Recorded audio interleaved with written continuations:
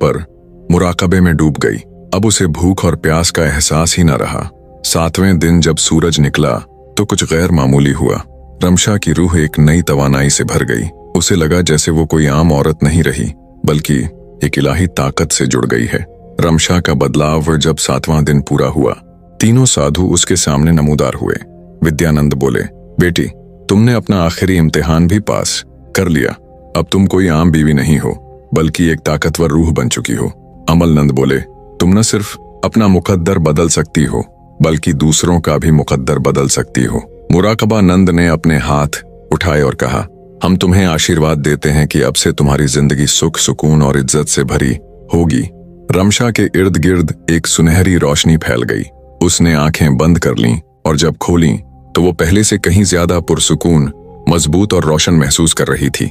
गांव में वापसी और इज्जत। जब रमशा गांव लौटी तो गांव वाले उसे देखकर दंग रह गए। अब वो कोई दुखी बीवी नहीं थी। उसके चेहरे पर इलाही नूर था। उसकी आंखों में खुद एतमादी थी। गांव वालों ने, जिन्होंने उसे पहले हिकारत से देखा था, अब उसके पास आकर उसके पांव छूने लगे। वो कहने लगे, हमें माफ कर दो, हमने तुम्हारी तौहीन की थी, लेकिन अब हमें समझ आ गया कि तुम कोई आम औरत नहीं हो। रमशा मुस्कुराई और बोली, सच्ची ताकत बाहर नहीं, हमारे अंदर होती है।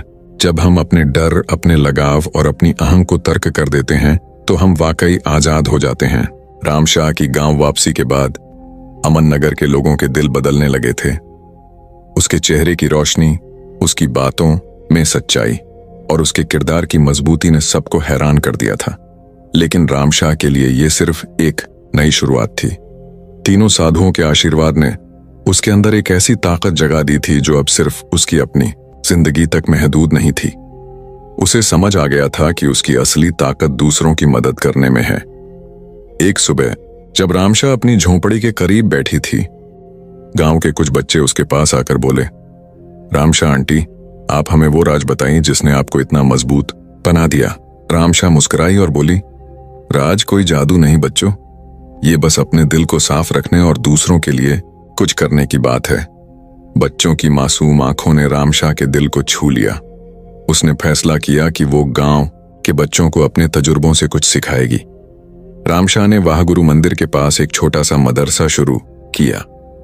ये मदरसा कोई रस्मी स्कूल नहीं था, बल्कि एक ऐसी जगह थी जहां वो बच्चों को जिंदगी के सबक सिखाती थी। वो उन्हें बताती कि डर को कैसे हराया जाता है, अपने दिल के बंधनों को कैसे तोड़ा जाता है और दूसरों की मदद करके अपनी रूह को कैसे पाक किया जाता है। बच्चों के साथ साथ गांव की कुछ औरतें भी उसके पास आने लगीं। वो रामशाह से कहती, हम भी अपनी जिंदगी बदलना चाहती हैं, लेकिन हमें नहीं पता कि कैसे शुरू करें। रामशाह उन्हें अपनी कहानी सुनाती और कहती, हर एक के अंदर एक ताकत छुपी है, बस उसे ढूंढने के लिए हिम्मत चाहिए।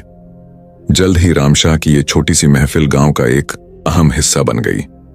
लोग उसे रामशाह की रोशनी कहने लगे।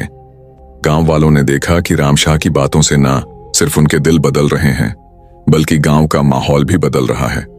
जो औरतें पहले एक दूसरे से जलती थीं, वो अब एक दूसरे की मदद करने लगीं। जो मर्द रामशाह को ताने देते थे, वो अब उसकी इज्जत करने लगे। यहां तक कि गांव के बुजुर्ग, जो हमेशा रीत रिवाजों के पाबंद रहते थे, रामशाह के मदरसे में आकर उसकी बातें सुनने लगे। एक दिन गांव में एक बड़ा संकट आया। अमन नगर के करीब एक दरिया था, जो हर साल मॉनसून में अपना रुख बदल लेता था। इस साल बारिशें इतनी तेज थीं कि दरिया का पानी गांव की तरफ बढ़ने लगा। गांव वालों में डर फैल गया। कुछ लोग अपना सामान लेकर भागने लगे, जबकि कुछ अपने घरों में दुबक कर बैठ गए। रामशाह ने यह सब देखा और अपने दिल में वही ताकत महसूस की जो उसने जंगल में 7 दिन के मेडिटेशन के दौरान पाई थी। उसने गांव वालों को इकट्ठा किया और कहा, हमें डरने की जरूरत नहीं। अगर हम सब मिलकर काम करें तो हम इस दरिया को रोक सकते हैं। रामशाह की आवाज में ऐसी कशिश थी कि गांव वालों ने उसकी बात मान ली। उसने गांव के मर्दों, औरतों और यहां तक कि बच्चों को भी एकजुट किया। कुछ लोग दरिया के किनारे मिट्टी के ढेर लगाने लगे, कुछ ने पत्थर जमा किए और कुछ ने रस्सियों से बांध बनाने की कोशिश की। रामशाह खुद सबसे आगे थी, मिट्टी के ढेर उठाती, पत्थर ढोती और सबको हिम्मत देती। रात भर गांव वालों ने मिलकर काम किया। और सुबह होते होते उन्होंने दरिया के पानी को गांव से दूर मोड़ दिया। जब सूरज निकला तो गांव वालों ने देखा कि उनका गांव महफूज है। सबने रामशाह की तरफ देखा और ऊंची आवाज में उसका शुक्रिया अदा किया। इस वाकये के बाद रामशाह अमन नगर की एक निशानी बन गई। लोग उसे अमन की रोशनी कहने लगे। गांव के लोगों ने उससे माफी मांगी कि उन्होंने पहले उसे मनहूस समझा था। रामशाह हंसते हुए बोली, माफी की जरूरत नहीं। हर एक की जिंदगी में एक वक्त आता है जब वो अपनी गलती समझ लेता है। अहम यह है कि हम अब एक दूसरे के साथ हैं। रामशाह ने अपनी जिंदगी अब एक नए मकसद के लिए वक्फ कर दी। उसने तय किया कि वो न सिर्फ अमन नगर बल्कि आसपास के गांव वालों को भी अपनी कहानी से मुतासिर करेगी।